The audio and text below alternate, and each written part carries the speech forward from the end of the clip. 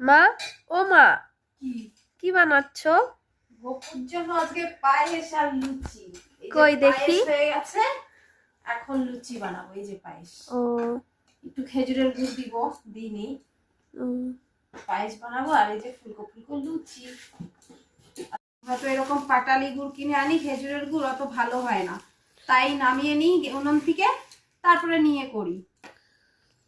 নাহলে তো ফেটে যায়, ফেটে যাওয়ার ভয় থাকে, আর নামিয়ে নিলে সেই ভয়টা থাকে না। এই যে আমার চাক্কি বেলনি দেখো, আমার গোপু সোনার চাক্কি বেলনি কেনা হয়নি তো, তাই এইভাবে আমি বেলে নিই, কি করব, উপায় নেই।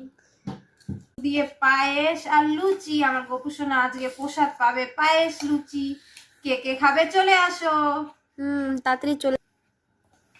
গুড়টা উনুনে থাকলে দিলে ফেটে যায়, তার জন্য আমি কি করলাম, নামিয়ে তারপরে খেজুরের গুড় দিলাম, নেড়ে নেড়ে তারপরে একটু ঢেকে রাখবো, নাহলে ফেটে যায় দুধটা।